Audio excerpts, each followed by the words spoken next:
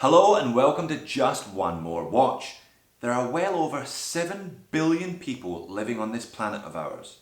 And right now, at this very moment, I'm quite possibly the only one wearing two Phoibos watches. That's right, I was so impressed with the Quartz model that as soon as the automatic came out, I ordered one of those as well. But which one should you buy? If indeed you should buy either of them. Let's flip the camera and get into today's Phoibos versus Phoibos. Battle of the Phoiboses. Phoiboses? Phoebi? So Phoibos versus Phoibos. What are the differences and which one, if either of them, should you be buying? Let me start by saying that I think both of these watches offer outstanding value for money. The Quartz, $99, including shipping anywhere in the world. The automatic, a little more expensive at $169, but I think justifies the difference if the movement is a big thing for you. I'm going to start with a quick look at each of the watches individually, and then a more subjective analysis of which one I think you should buy depending on your needs. Let's start with the Quartz model just because it is the cheaper of the two at $99. Now the Quartz is a little larger than your standard sub Homage. Rumour has it that this shares a lot of its components with the Steinhardt Ocean 1, and it also shares those dimensions. 42mm in diameter, 22mm lug to lug. This one comes in at a fairly stout 165 grams.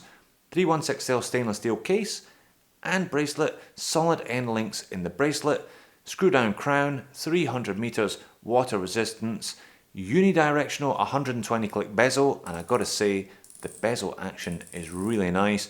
Quite stiff, but then again, better stiff than loose on a bezel at this price point, that's for sure. Now there is some lume here. There's lume on the hands, including the second hand and the indices and the lume pip, but it's not that amazing. This one features a Quartz movement. It's a Ronda 515, which is a fairly basic entry-level Swiss-made Quartz movement. Battery lasts around 40 months, so you're getting just over 3 years before you need to take this one to your local watchmaker or jeweler. Now solid end links, as I said, on that bracelet. Bracelet finish is really very nice. Lovely brushing there. Clasp, fairly standard at this price point, but nice little laser etched P and the Phoibos logo underneath there. And it's a double lock clasp with 3 points of micro adjustment there, so it should be relatively straightforward getting a good fit with this one. Quick close up on the crown there, nice little laser etched Phoibos P logo, and as I said, the finishing on this watch is remarkable for the price. Look at the crisp finish on the bezel there, just lovely, and it's an aluminium bezel insert. Have a look at the brushing on those lug shoulders there, just gorgeous. Really fine detailing, especially considering the price point. Nice join between the end links and the lugs, and the polishing very consistent across the two of them.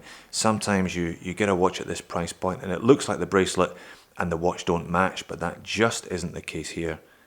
As I said, really amazing level of finish for the price on that bezel.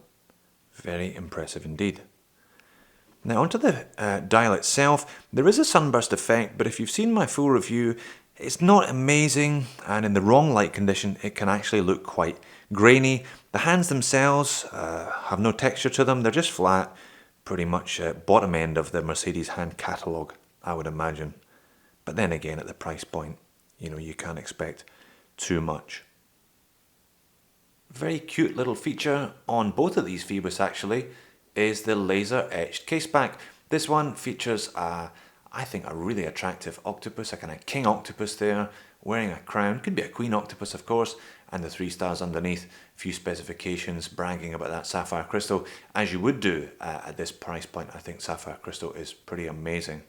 You won't get that on a Seiko or an Orient for another couple of $100s. So on to the automatic. Doesn't share any components, I don't think, with its younger Quartz sibling. This one, classic Submariner dimensions, 40mm rather than the larger 42, 20mm lug width as well, tapering down to 18 at the clasp. A little bit thicker, this one's 14mm, thick but shorter lugs at 48 millimeters. Again, screw down crown, 300 meter water resistance, sapphire crystal. No date on this movement though. 120 click, unidirectional bezel.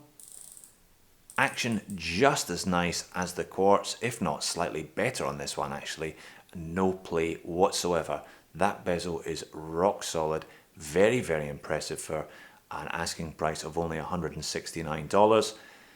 Now this one's got C1 Superluminova on the hands, the indices and the lume pip. Glows a beautiful milky cobalt blue colour. Definitely more intense than the Quartz model. Now a close-up on the dial. That's where the difference is in this watch. The dial itself is just gorgeous, a much nicer sunburst effect than its Quartz sibling. The indices are applied rather than painted on.